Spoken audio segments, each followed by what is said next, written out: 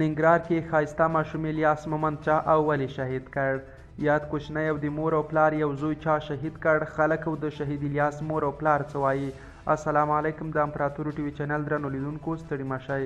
د پلار او مور یو زوی هم شهید کړ. له مور یو الیاس مومند نږدې 6 کلن و چې 3 ورځې وړاندې د تښتونکو لخوا په ننګرهار کې تښتول شوی و، خو د یکشنبې پر ورځ یې مړ جسد پیدا او د تل لپاره یې مور او پلار یوازې پرېښول.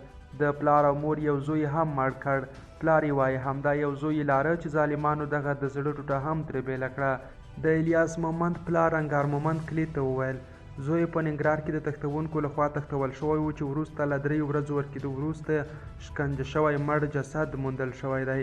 انګار مومند په دې اړه کلي ته وویل د شپې شاوخوا 7 بجې ماته د اختطافچیانو لخوا خبر راغی چې زوی له موږ سره دی او موږ اختطاف کړی.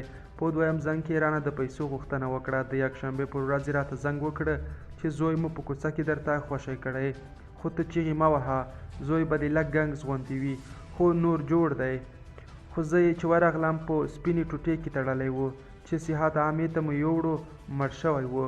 نوموړی وایي غلو د الیاس پر سر 50,000 امریکایي ډالره غوښتل، خو په خبره یې مخکې له دې چې د پیسو په اړه بیا خبرې وکړي ماشوم تښتونکو وژلی و. د نوموړي په خبره دا مهاله د تښتونکو په اړه هیڅ معلومات نشته. ما ته یې په دویم زنګ کې د 50,000 امریکایي ډالرو پیشنهاد وکړ، خو ما ورته وویل چې ستونزه نشته، زه پیسې نه لرم، له نورو به یې درته راپیدا کړم. هر څنګه چې وي خیر دی، پیسې به درته راپیدا کړم.